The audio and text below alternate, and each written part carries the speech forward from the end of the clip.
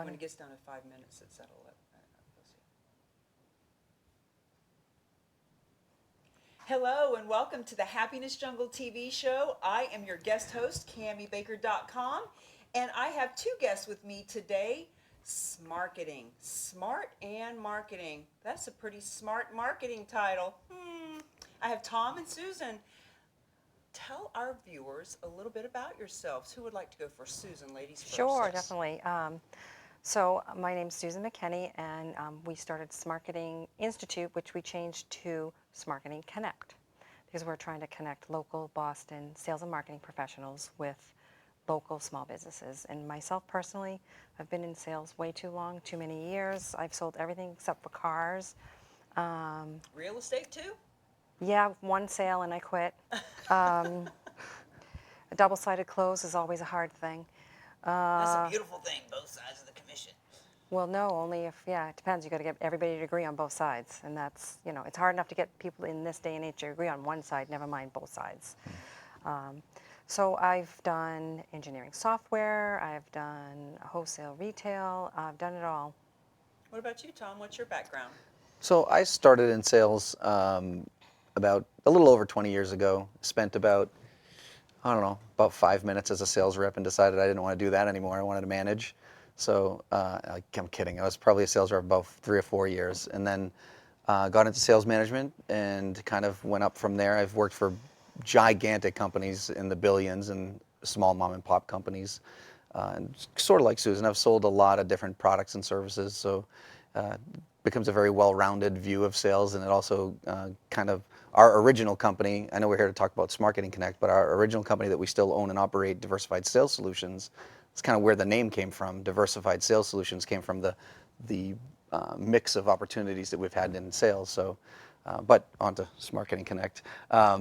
But yeah, so we started Smarketing Connect just about a year ago or so, right? About a year ago or so.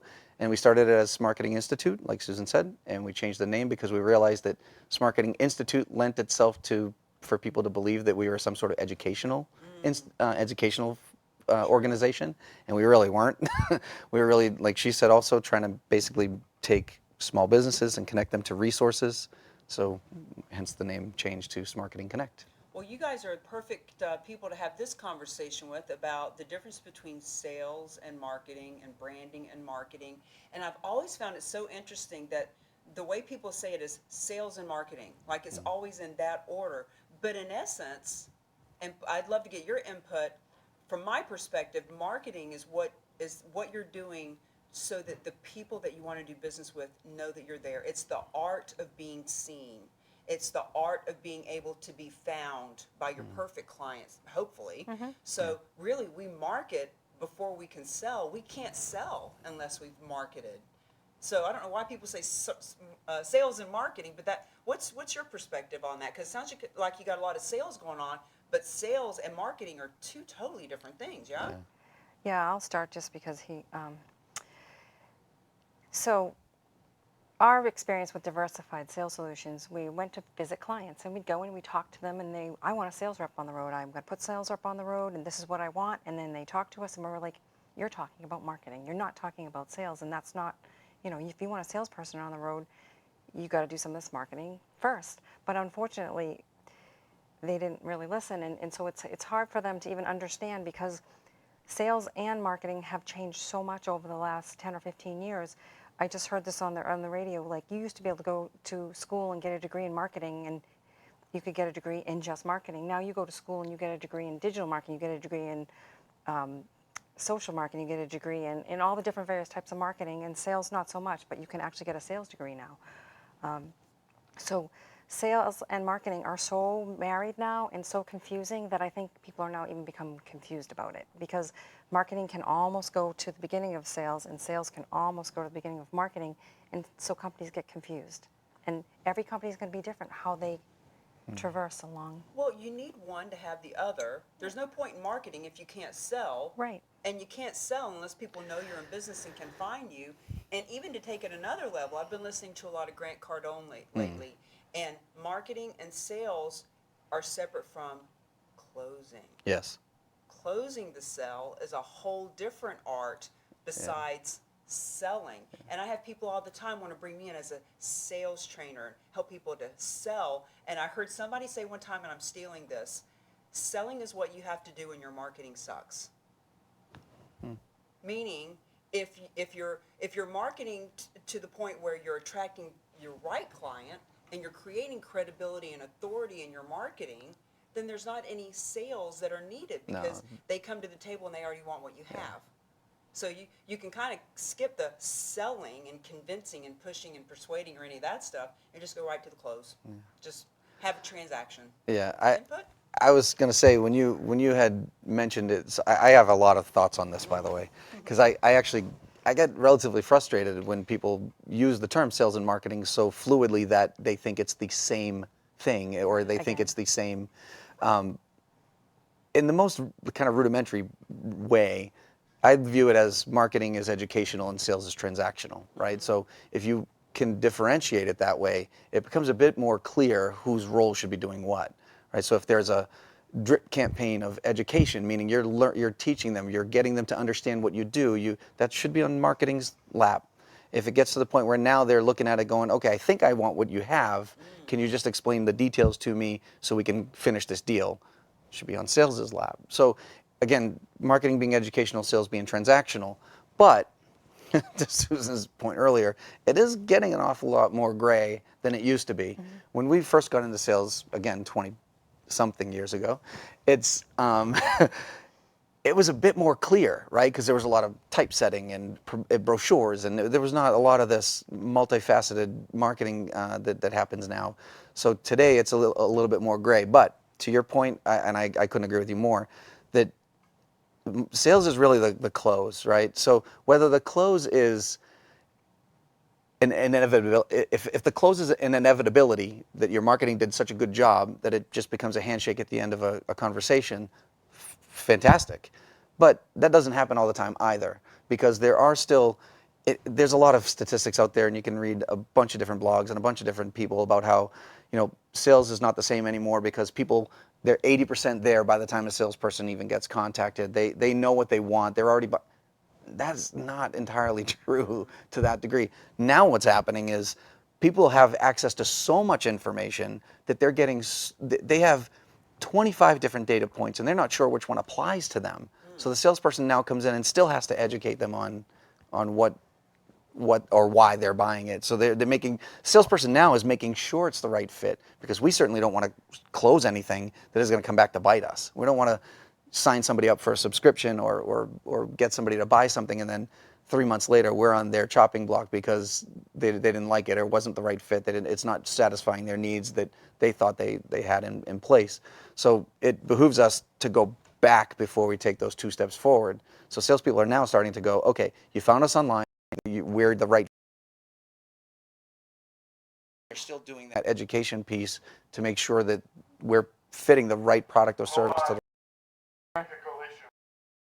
That- I saw it too, but I didn't think it had anything to do with the tape. Couple minutes maybe. Sure. Because if I bend over, am I doing anything wrong? No. As long as I don't move my chair, right? Oh my god. I got it. Got it? I think I do. Oops. There we go. They've never stopped the show.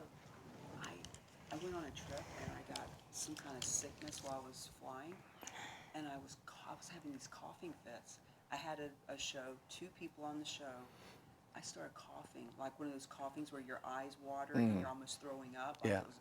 So I literally couldn't stop. So I left the set, and thank God I had 2 guests, so they just continued to chat. Wow. And so I came back. 2 minutes later, same thing happens. I have to leave the set.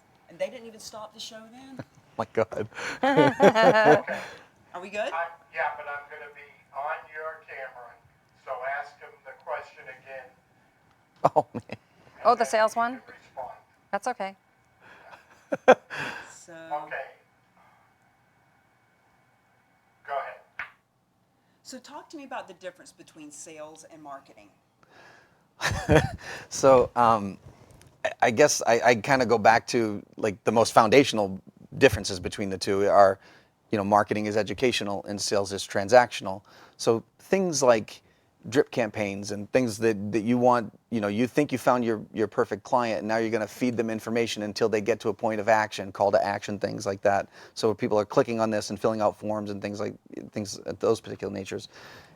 And then they get to the point where they're reaching out to you saying, I want to buy this. And then sales kind of takes over and says, let's kind of make sure we're in the right ballpark, because we want to make sure that it is really the right fit. Because one of the things that we've come to conclusion on is there's so much information out there now, and this idea that people are 80% of the way there before they even engage with a salesperson, I think that's a false narrative. I think what happens... I think they're 80% confused now. Yeah.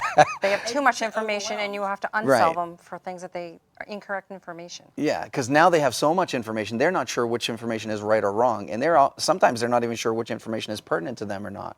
Well, I had a friend of mine tell me this is a fun distinction too. The 3 T's of a sale. There are people, salespeople that are on the take. There are those who want to have a transaction, and then there are those who want to create a transformation. Mm-hmm. And so when they're all confused, and then you get in front of a salesperson who just wants to have a transaction, they don't care if it's the right product. Right. So what you're saying is, if I may be so bold, that you and your company and your people are helping the company, the sales force, figure out, is this a transformation? Yes. Is Yeah. this something they really need that is a fair trade of monies for services? Absolutely right. Yeah, and that's how we train salespeople all the time. It's you have to take a consultative approach, because if you don't, it can always bite you later, and it just ends up becoming a more your 3 T's. I don't really classify. I don't really know what I would say to each one of them, other than the last one. It's a relationship. It's a partnership. You're going to form a partnership with your customer, with your client. And if it's not a two-way street, it's probably going to be a dead end. Yeah, exactly. I was actually listening to a podcast on the way up, John Barrows, and with Jeff Hoffman, and they were saying that I should be able to get what I want, you should be able to get what you want, and make sure that it's good fit for both of us. And that's what sales should be, because I should be able to get something out of it, and so should the person buying that from me. And if both of us don't get something out of it, then it's probably not worth doing. Yeah. I used to tell salespeople it should be a mutually beneficial transaction, Yeah. right? Which means you're going to make money, but they're going to get something that they need and want to either make their life easier, better, faster, whatever that problem is that they're trying to solve. You better solve it, because that's the only way that partnership works, and it works properly. So with all the sales background that you have, about a year ago you created this entity. So what was that conversation like? Hey, here's what we're saying. Here's what we need to create. What was your mission for this company? Go ahead. So Stephanie Creech is our other partner, and she was working for one of our clients at the time. And I used to walk in and talk to her, and I used to say, I don't understand these people. They don't know what marketing is. They don't know what sales is. They have no idea, and they're not listening, and they're not even bringing on the right type of people to do the type of work they need. We have to find a way to help small businesses solve this problem. And basically, that's kind of how it was born. Yeah. You know, the more we talk, as I am right now creating the videos that will be transcribed for my new book, Lead or Be Led, I'm thinking I need to put a chapter in about the difference between marketing, sales, and closing, and being on the take, wanting a transaction, or providing a transformation. New chapter in the book. There you go. So go ahead. Well, I was going to say, and so to add to that, because I agree 100%, but to add to that, then you start thinking of why they ended up where they ended up, and it's because a small business owner goes to Google and says, I need sales help or I need marketing help, and then they look at these pages upon pages upon pages of what they're not even sure what they're looking at, which lends to them either hiring the wrong person and the idea of, well, I got references. Well, of course you got references, because who's going to give a bad reference? I'm not going to give you the name of somebody that's going to say something bad. Right. So everybody has good references. There's not a single professional out there that doesn't have good references, but that doesn't make the Google search any easier. And then we're like, well, we can go to LinkedIn and use the filters, find some professionals on LinkedIn that might help us. You run into the same kind of issue. So we basically took that theory and said, well, what if we made one location that all the sales and marketing professionals can be on, all the experts, all the sales and marketing experts can be on one platform. Then they can showcase what they do well and what they don't. And then we potentially could even be a buffer, saying, if you tell us what you're looking for, we may be able to point you in the right direction of which expert would be the right fit based on what we know from the industry, not just haphazardly looking at Google or LinkedIn. Well, to your point, people don't really know what they need or want. So, Yeah. you know, like I said earlier, people want to hire me to do sales, when in actuality, one of their biggest problems is, even if they're the best salesperson, even if they're the best closer, even if they've got the best product or service, people don't know they exist. Yeah. They're in obscurity. There's nobody to talk to anyway. So people are learning about closing and selling, but there's crickets chirping and there's nobody to talk to anyway. So Right. And another thing too is it's about shopping local. We talk about retail and we talk about shopping local. Well, this is local. This is local Boston area, and it's finding local sales and marketing professionals that can help a local small business. So it's bringing it back to local. You don't have to outsource it or offshore it or find someone in California. You have so many people here that are so capable that you can actually meet in person, Yeah. as opposed to have a call. So preach it, girl. yes, it's my passion. Local. So give me an example of a client, someone that you've worked with in the past year. What was going on with them when you met them, and what kind of transformation you helped them have? From Smarketing Connect's perspective, so that's kind of hard, and I say it's hard because the way that the organization works is small business owners. We have basically have a website. Anybody can go to it, smarketingconnect.com, and if you go to that, any small business owner can go on there and find resources. A lot of them are free. We put a lot of new articles, how-tos, tools that you can go on there, understanding how to implement certain things or how to decide on a CRM or whatever. And these are all free. So from the small business owner's perspective, they can go on there and they don't need anybody's help if they are a DIY kind of person and they want to do it themselves. And then from the sales and marketing experts' perspective, we're kind of new to the point where I don't know how much we've helped them yet, because I think we're going to have very big impact as we move forward with it. But what I can tell you, there's a couple of things that kind of happen through almost a natural progression of things, which is as the Smarketing Connect experts come on the scene and we get to learn who they are, we've been able to, from our own perspective of diversified sales solutions, add on partners to do bigger jobs than we would have gotten on our own. For example, again, we're not marketing people, we're both salespeople. So we've had situations, and we actually have a current situation right now where they needed a whole new website design, they needed sales enablement processes, and then sales on top of it. We certainly are not capable of doing the website or any of the rebranding stuff. So we took that client knowing that we could pull in partners from the Smarketing Connect site in order to accomplish all those goals, and we just build them through ourselves. So that particular company is extremely happy right now because now they get an entire team. They get a marketing team, a development team, and sales professionals that can help them, close business. So let me ask you, back to your point about how people Google themselves to death and they get so overwhelmed with information, and yeah, of course they're giving them a good referral. Who wouldn't? So when there is a company that's featured on your website, how do you vet those companies so that we know it's not just the typical, yeah, of course they're great, they're on our site? So right now, the only vetting process, it's kind of a self-vetting process. So we're in, and it's going to sound kind of hypocritical or contradictory, I guess is more the term, because it's kind of a self-policing thing where we have a ranking system. So we're asking them to go out and have people rank them, or if people have used them before and they can go on and rank them, kind of like an Angie's List or a Yelp or something to that effect. Now, that being said, if they get a negative review, we don't remove it. Whereas, to your point, if somebody asks me for references and I give them 2 names, I know that those 2 names are going to talk great about me. So that's really, and that's still the beginning stages of that. We just kind of launched that not a month ago maybe.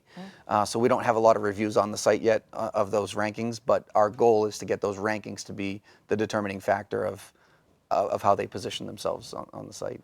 So is it for all local businesses, or do you have certain niches that you're really looking to feature and showcase and attract? It's for all local sales and marketing experts. Anybody that's either a consultant, a trainer, their own agency, or one-ofs, or small probably agencies. Any of those agencies can be on the site and can participate. They can give us their blogs and their articles and things like that, so that we can promote those to our small businesses that we have. From the small business perspective, it's anybody. Yeah, Any from- small business owner yep. that thinks that they want or need sales or marketing help, they can go onto the site, and again, it's free to them. So if there's and there's a lot of information. There is a ton of marketing tips, sales tips that are very quick. You can read them very fast, and you may see something that goes, I was thinking I should do something like that, and it validates, you know, what you're trying to do.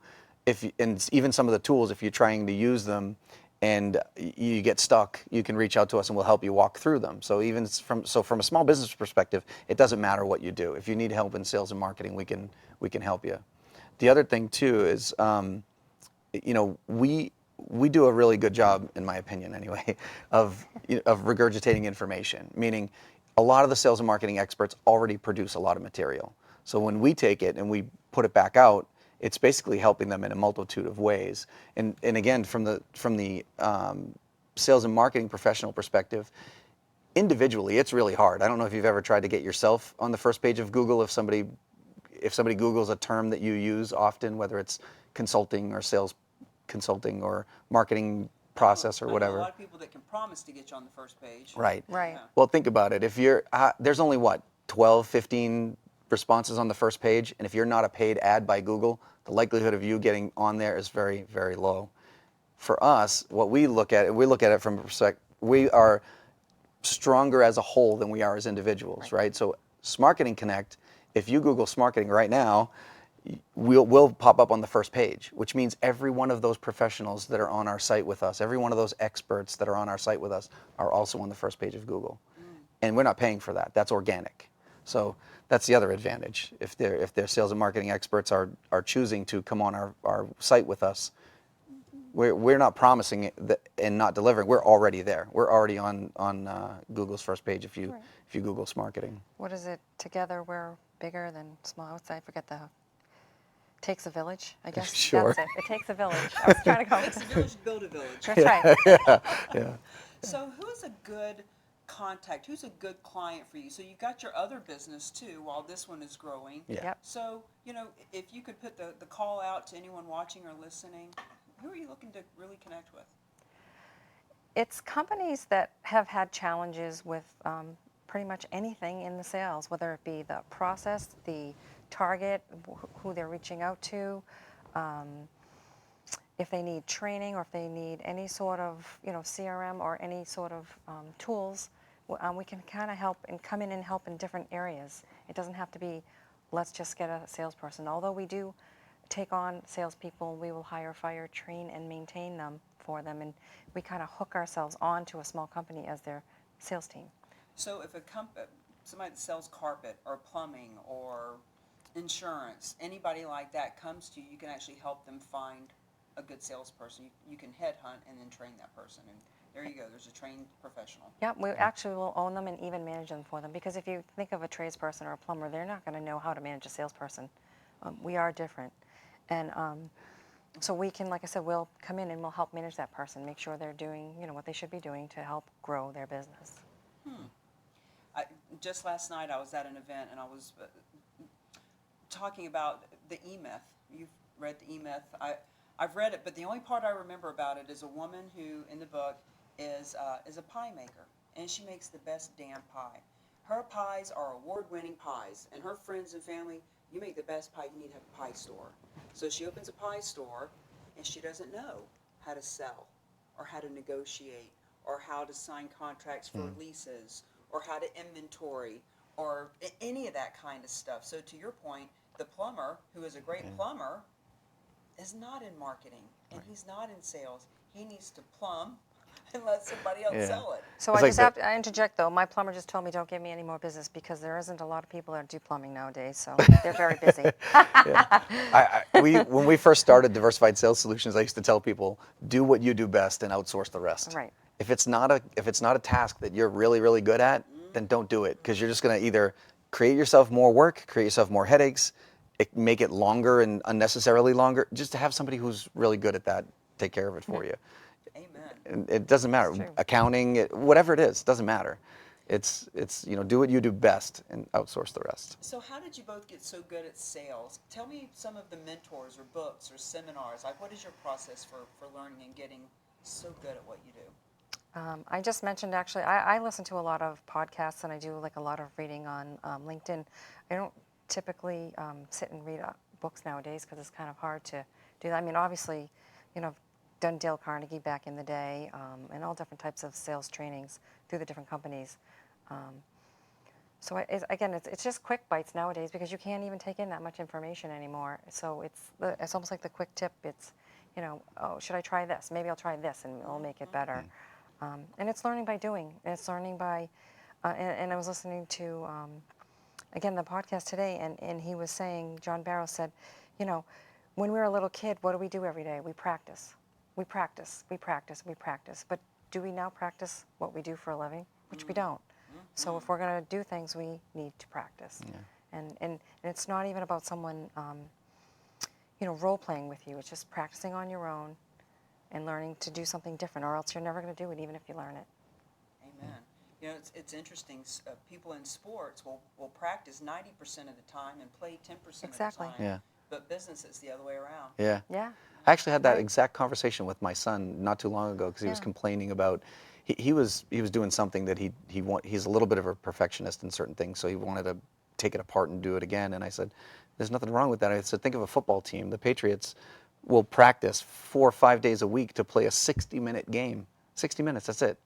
So to your point, they practice 90% of the time to play that game for very, very minimal amount of time. But I actually, not that I disagree with you, but I still do read a bit of books and He doesn't sleep, though. yeah, that's true. I like the thing that I find weird about me is that I actually don't read a lot of sales books, which I find kind of interesting, kind of weird. But when I do read, like Jeff Olson's The Slight Edge, it's more of a self-help book. It's more like a self-motivational book, Yep. because sometimes the hardest thing for salespeople to do is get out of their own way.